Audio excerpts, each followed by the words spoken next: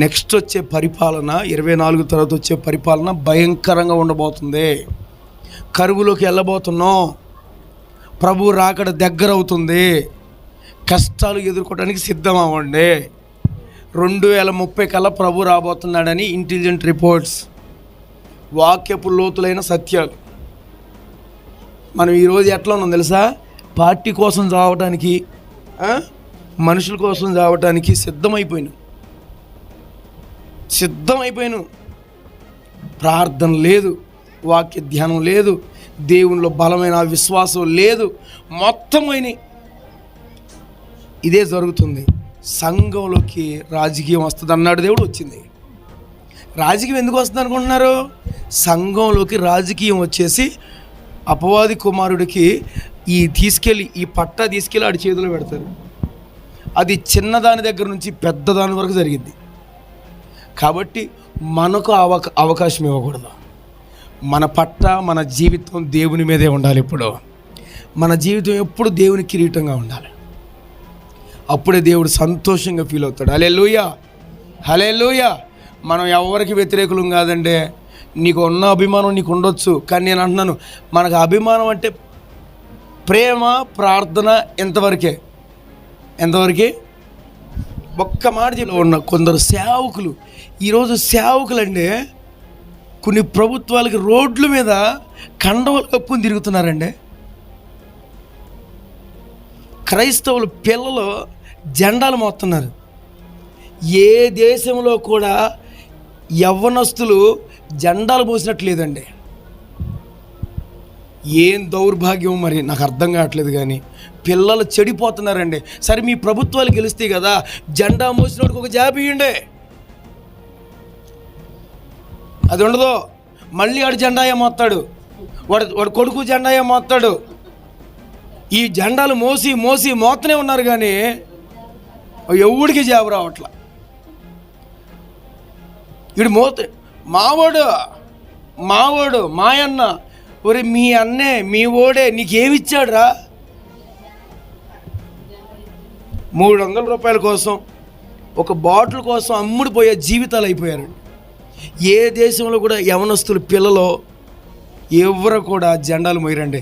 అందుకని దేశాలన్నీ అభివృద్ధి చెందుతున్నాయి, ముందుకెళ్తున్నాయి, టెక్నాలజీలు ముందుకెళ్తున్నాయి. మన దేశంలో మతం అనే పిచ్చి, పార్టీ అనే పిచ్చిలో బతుకుతున్నారండి. నిజం, ఎంత బాధాకరమైన విషయం. సేవకులు మొన్న కండోలు వేసుకుని పోతున్నారండి. ఏందండి ఏంటిది? దేవుడు అనుకుంటున్నారా? దేవుని సేవ వదిలిపెట్టిపోతే బ్రహ్మాండం. మా పని ఎంతవరకే? ప్రార్థన చేయటం వరకే. ఒక ఆయన అంటున్నాడు, సార్ జగన్ అన్న ఇచ్చే 5,000 రూపాయలు మాకు సరిపోవట్లేదు సార్. ఈవిడాడే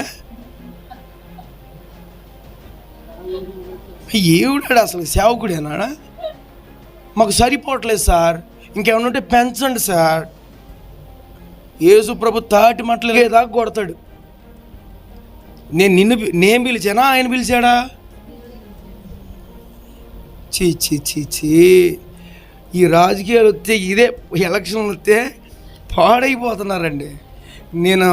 వాళ్ళందరూ పెద్దోళ్ళు, వాళ్ళకి తెలియాలి. మరి నాకు ఆ బాధ్యత ఉంది.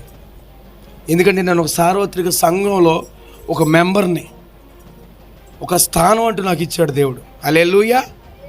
సత్యం తెలిసినప్పుడు దాన్ని ఖండించకపోవడమో పాపం అన్నాడు దేవుడు. మనకు తెలిసి పోతేలే, మనోడేలే, చూసుకుందాంలే, దేవుడు దాన్ని కూడా శిక్షిస్తాడు. మనం దాంట్లో అవకాశం ఇచ్చి పోనీలే అనుకున్నా కానీ ఖచ్చితంగా శిక్ష ఉంటుంది. ప్రభు చెప్పిన మాట మళ్ళీ అది.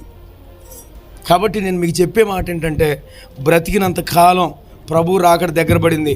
చల్లారిపోయే జీవితాలు గాక నిరంతరం మండే జీవితాలుగా. సోమవారం ఎన్నికలు. మీకు నేను చెప్పే ఒకే ఒక్క మాట, అభిమానాన్ని దాచిపెట్టుకోండి, బీరవాలో పెట్టండి.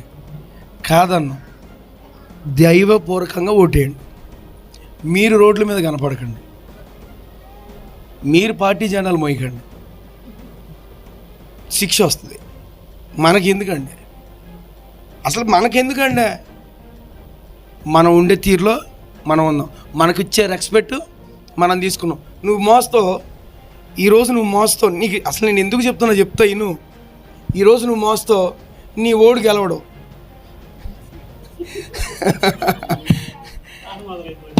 నీ ఓడు గెలవడు. రేపు పొద్దున్న నుండి మామూలుగా ఉండదు గెలిచినోడు, నరకం ఉంటుంది. ఎందుకు మనకు అవసరం అండి? ఆడాడు బాగానే ఉంటారు, వాళ్ళు బాగానే ఉంటారు. ఇంటెదురోడికి గొడవ, ఇంటెదురోడికి గొడవ. ఇంటెదురోడు ఒక పార్టీ, ఈడు ఒక పార్టీ, వీళ్ళే కొట్టుకుంటారు. వాళ్ళిద్దరు బాగానే ఉంటారు, ఆ పార్టీ ఈ పార్టీ బాగానే ఉంటుంది.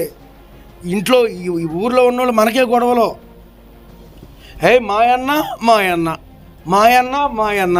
ఒరే మీ అన్నేలే, మీ ఇంటింటి సంబంధాలు దిగిపోతున్నాయిగా. ఈరోజు నువ్వు మోసే జెండాకి, ఈరోజు నువ్వు పట్టుకునే జెండాకి రేపు ఆ వేరే వాడికి వెళితే నీ మీద కక్ష చూపిస్తారు తెలుసా?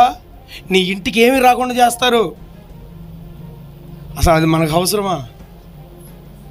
మన దగ్గరికి వచ్చి మన చేయి పట్టుకుని ఓటు వేయండి, ఓకే నీకోసం ప్రార్థన చేస్తాను, ఓటు వేస్తాను చెప్పి వదిలేసేయడమే.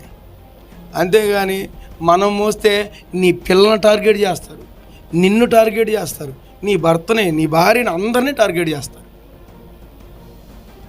చేస్తాంలే అంటారు కానీ చేయరు.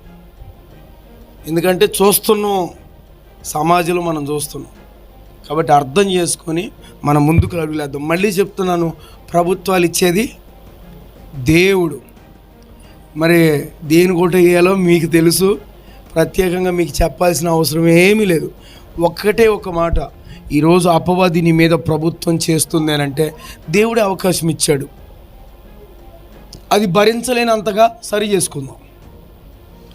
దేవుడికి నచ్చనకుండా వాడు మన మీద ప్రభుత్వం చేస్తున్నాడా?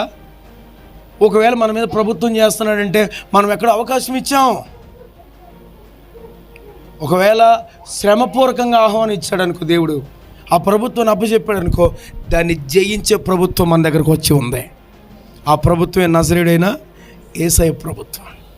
దాన్ని మనం సంపాదించుకొని పరిశుద్ధాత్మతో మనం ముందుకు అడుగులు వేయగలిగితే, పరిశుద్ధాత్మని ద్వారా మనం ముందుకు అడుగులు వేయగలిగితే మన స్థాయిని, మన స్థితిని దేవుడు పెంచేవాడిగా ఉన్నాడు. దేవుడి మాటలు దీవించును గాక. ప్రార్థన చేసుకుందాం.